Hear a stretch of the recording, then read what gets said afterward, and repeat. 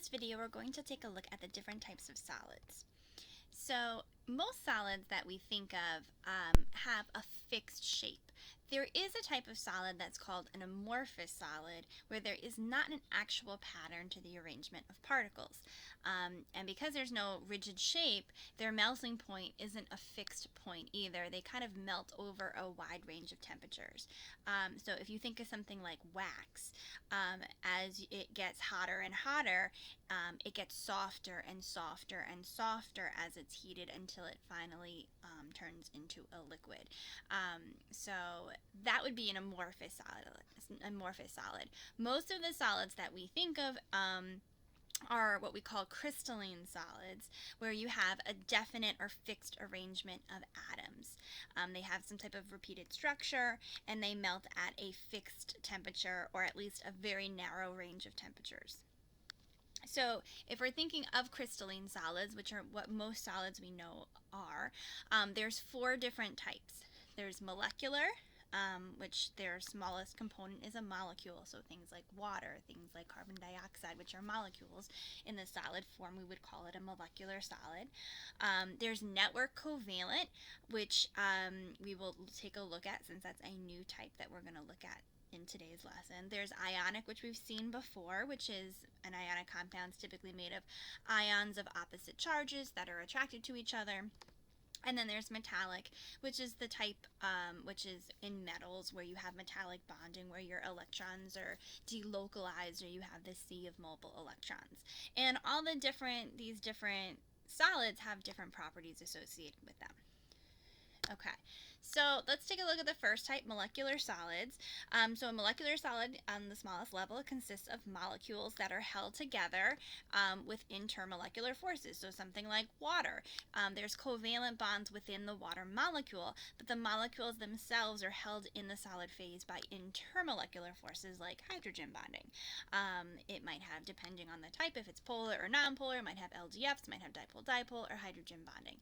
These are typically soft, and they have relatively low melting points. Why? Because it's intermolecular forces that you are breaking apart when you are melting them, which does not take as much energy to pull apart as an intramolecular force. And remember that some of them will have higher melting points than others, because things like hydrogen bonding is typically harder to break apart than London dispersion forces. So when you are comparing types of molecular solids, you can compare their melting points based on the types of IMFs. Okay, and just remember that you can have really, really large molecules in this category too, which we call polymers. The second type of category, called network covalent solids, is actually substances that are held together by tons and tons and tons of covalent bonds. So we have these extended covalent bonds that are actually holding the entire structure together, which is a type of intramolecular force. So these things tend to have very, very, very high melting points. If you see a network covalent solid, and we're going to memorize essentially the different ones that fall in this category, you should know they have a very high melting point. Why? Because you have to break apart the intramolecular forces, the covalent bonds, in order to pull them apart. And it's not just one covalent bond, it's tons and tons and tons of covalent bonds that need to all be broken. They also tend to be rigid and hard. Why? Because covalent bond angles are fixed angles. If you remember, like tetrahedrals, 109.5, so on and so forth, these bonds are held in a fixed angle, which makes them not able to be molded because of these set bond angles. So if we just kind of take a look at something, so I can see something like quartz. This is quartz, and the structure is SiO2, it's written, which is really kind of more like a formula unit, or a simplest formula, or an empirical formula, because the structure of quartz looks something like this.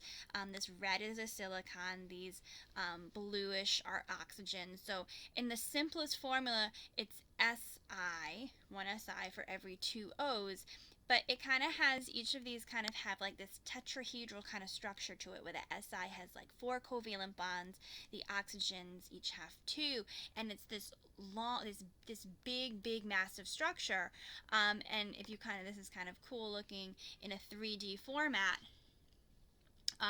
Again, millions and millions of these quartz atoms, or these SiO2 units, I should say, in one structure of quartz. And these are all held together by covalent bonds. There are no IMFs in here. There's no intermolecular forces. These are all intramolecular forces holding it together. So SiO2 quartz is one of your network covalent ones. You should memorize if you see SiO2, oh, that's network covalent, oh, that has a high melting point.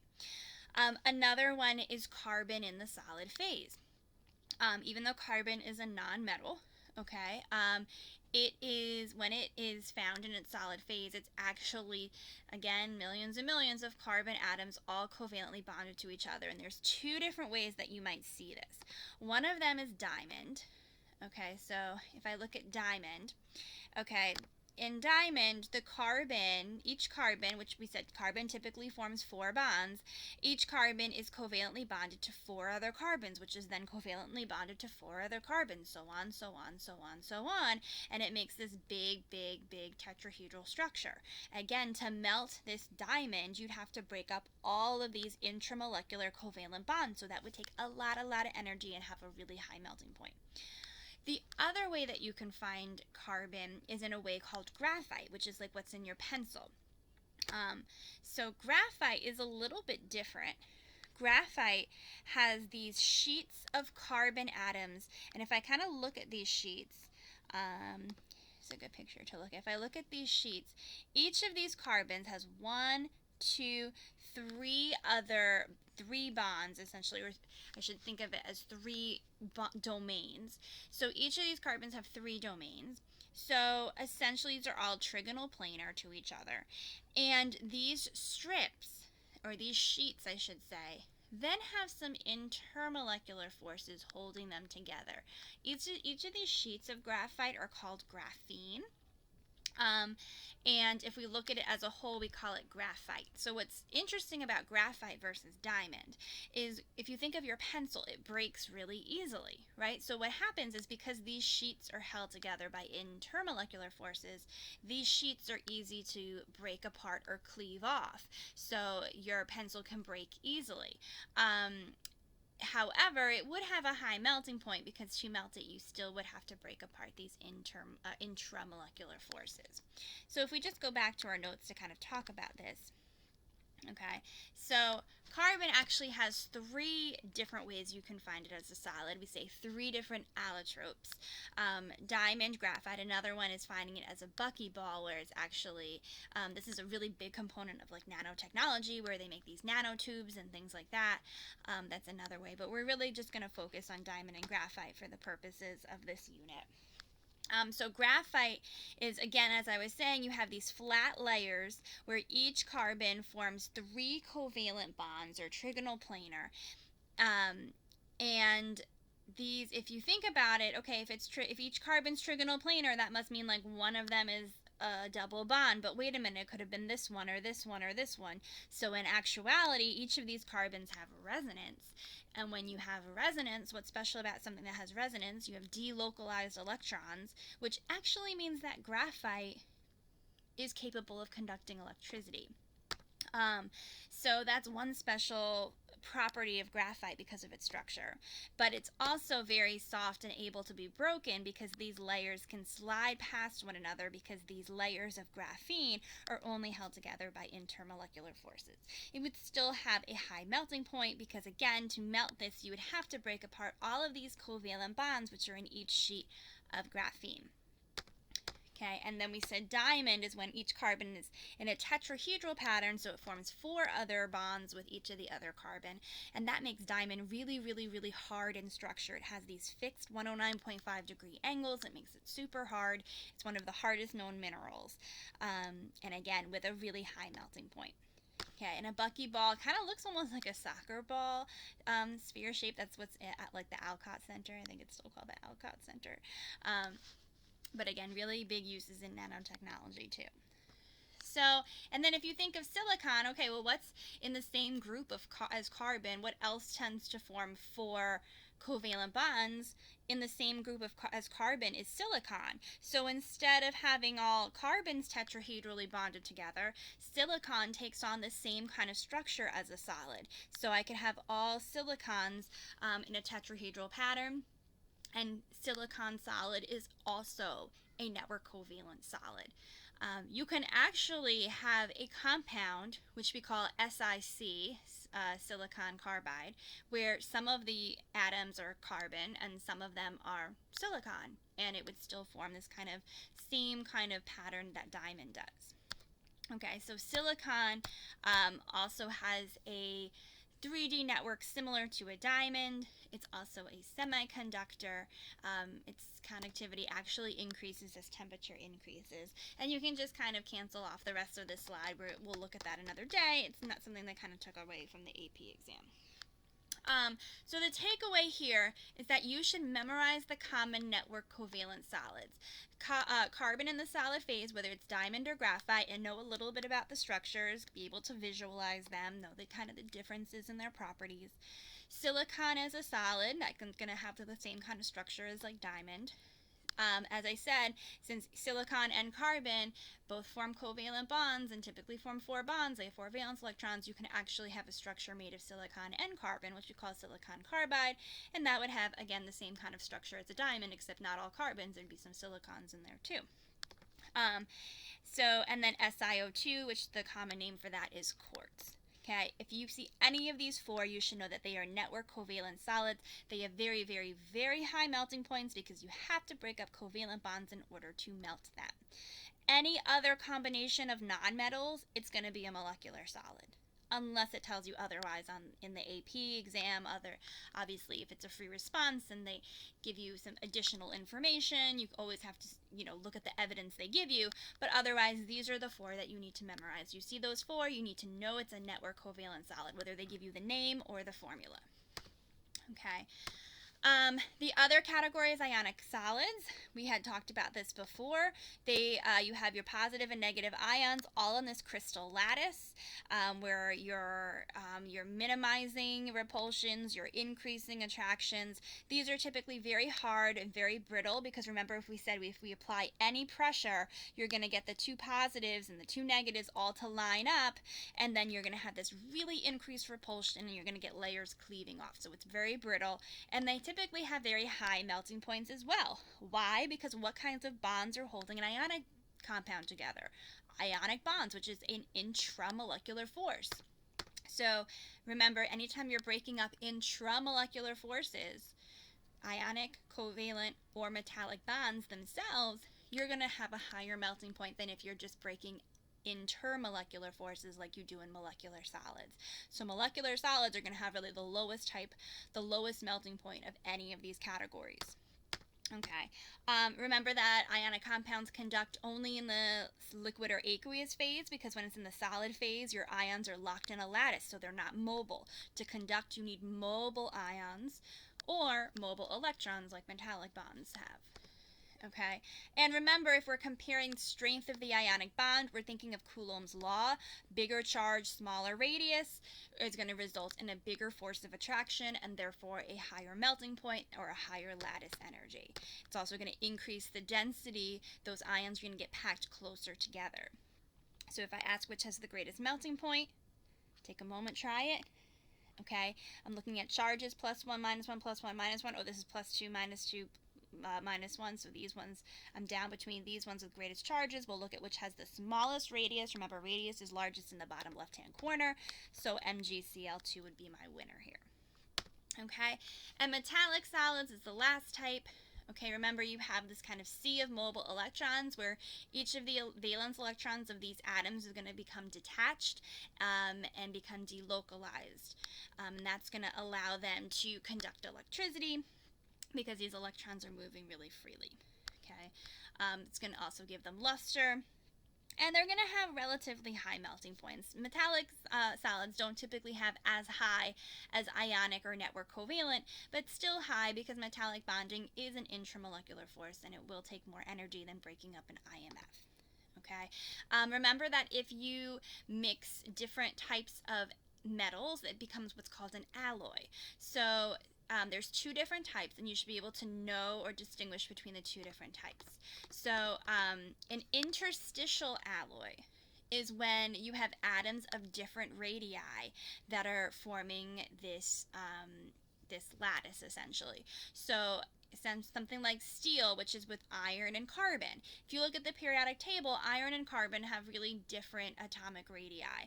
Iron is much larger than carbon and has a lot more shells than carbon. Carbon also has a higher effective nuclear charge, which pulls the whole radius closer together. So what happens is all the irons kind of line up in their metallic bonding, and then the carbon atoms can fit in the spaces between the iron atoms, and we call those the interstitial spaces. So we're not really messing with the lattice. We're kind of just fitting in the smaller radii where we can. So again, interstitial alloys are when you have really different sizes of your atoms. It does make the lattice a little more rigid. You won't be able to move as easily, so it decreases the malleability and the ductility. It still can conduct electricity. Okay, and then if you have radii of comparable sizes, a lot of times when you're doing something like brass, which is copper and zinc, they have similar radii. Then what can happen is you can kind of substitute one for another. The lattice is not just going to contain copper, but it's also going to contain zinc. So you're just subbing in one atom for another. And you can do that when you have comparable size radii. These tend to remain malleable and ductile because you're not putting anything in the spaces. You're just subbing one thing in for another. But again, they still have a sea of mobile electrons. You can still conduct electricity in your alloy. Technically, an alloy we consider to be a homogeneous mixture. Some people consider a fifth type of solid as atomic solids. So if you think of your noble gases, those are single atoms found in nature. They're not diatomic. If it's something like helium, we just write He. So it's not technically a molecular solid because He is just an atom, not a molecule. So sometimes we group the noble gases by themselves and say, hey, these are atomic solids. These would just be individual atoms. And the only type of IMF that would be between them would be London dispersion forces. And these would have very low melting points. So some people kind of group these in with molecular, but technically your noble gases are not a molecule, so it leaves them in their own category. So here's a really great summary slide of everything that we just kind of talked about, the main takeaways that you should know. So network covalent, memorize your network covalent. Carbon, whether it's diamond or graphite, silicon carbide, and SiO2, silicon dioxide, but more commonly called quartz. Okay, if you are trying to melt or boil these, you have to break up covalent bonds, which is a type of intramolecular force, and not just one covalent bond, millions and millions and millions of covalent bonds in a sample. So this is going to have a really, really, really, really, really high melting point, and typically the highest of all the categories. Okay, ionic, typically it's between metal and non-metal, but it can be between any type of positive and negative ions of different charges. So don't forget you have all those different polyatomic ions that could be in there. And when you're breaking up these, when you're melting or boiling, you're breaking up another type of intramolecular force, this type, an ionic bond. So again, a very high melting point. Typically, network covalent might be higher than ionic, but it really does depend on the attraction between the ions. Metallic, remember your different metals. A lot of times when we're just looking at the formula of a metal, you'll just see like Ag to represent silver, but really there's millions and millions of silver atoms all metallically bonded together in that sample. So even though we write it as just the symbol of the metal, Ag, it's not just one atom. It's millions of Ag atoms metallically bonded together. And again, you're breaking an intramolecular force, you're breaking a metallic bond. So you're going to have a high melting point, typically not as high as ionic or network covalent. And something like mercury is one of the lower ones because that's a liquid at room temperature. Molecular, any other combination of nonmetals that's not in this network covalent category is going to fall in the molecular category, aside from network covalent, or you could say aside from noble gases if you want to consider them their own category. These are breaking up IMFs, so whether it's H bonds or dipole-dipole or London dispersion, you can compare their relative strengths based on what types of IMFs you're breaking, but these are going to be significantly lower than any of the other types. So now when you're approaching problems, okay? If they're asking you to rank melting points or rank boiling points, don't just figure out the types of IMFs. Figure out the type of solid first, because if you're comparing H2O, CO2, and then carbon solid, okay, doesn't matter which one has hydrogen bonding, which one not. The one that has network covalent is going to be so much higher. So now when you're comparing problems, you should really be looking at what type of solid, and then if you're comparing all molecular ones, whichever has, you compare the IMFs the way that we learned. Okay, so take a moment. I want you to try the next couple of examples in your note packet, pause the video, and then check your work. So try the rest of the problems in this section. Okay, so here CH3OH, okay, all nonmetals. This is a molecular solid, so we would have to overcome a type of IMF. More specifically, it would be hydrogen bonding, because you have this OH group. H is actually bonded to the NO or F, so you can do the hydrogen bonding. It would have a relatively low melting point, probably higher than some other molecular, but much lower than any of the other categories. Okay, metal, nonmetal, this is ionic. We'd have to overcome ionic bonds when melting, so that would give it a high melting point. HCl, nonmetal, so that's molecular. It has H in it, but not an NO or F, so we can't do hydrogen bonding. It would break up dipole-dipole forces because it's between polar molecules, and it would have a low melting point. Carbon solid, memorize that as one of your network covalent category, network covalent bonding here. So we have covalent bonds that we're breaking, which would give it a very, very, very high melting point. Probably one of the highest on this list here. Ag is just a metal, so that would be breaking metallic bonds, which would give it a pretty high melting point. C2H6, only nonmetals. This would be molecular. C2, remember, anything that's just a hydrocarbon is going to be nonpolar, so this would only experience LDFs, so a very low melting point. MgO, metal, nonmetal, so this is going to be ionic. You have to overcome ionic bonds, which would be giving it a high melting point. And SiO2 is one of your network covalent, so it has very, very high melting point because you have to overcome covalent bonds in order to melt it. In which of the following processes are covalent bonds broken? Try it and check your work. Okay, so I2 solid to I2 gas. Okay, I2 is just a molecule, so we'd be breaking up LDFs here, so not A. B, CO2 again is just a molecule, it's a molecular substance, it's nonpolar, so we'd be breaking up LDFs. C, this is an ionic compound, so to melt it we break ionic bonds, which is intermolecular, but not what the question's asking, so not C. D would be my answer. C, diamond, that is a network covalent solid. We'd have to break apart covalent bonds in order to melt it. And if I was looking at E, I'd be breaking metallic bonds because this is a metal. Okay, and try this example. Indicate the attractive forces found between the molecules in each of the following, and if it's a solid, identify the type of solid it represents.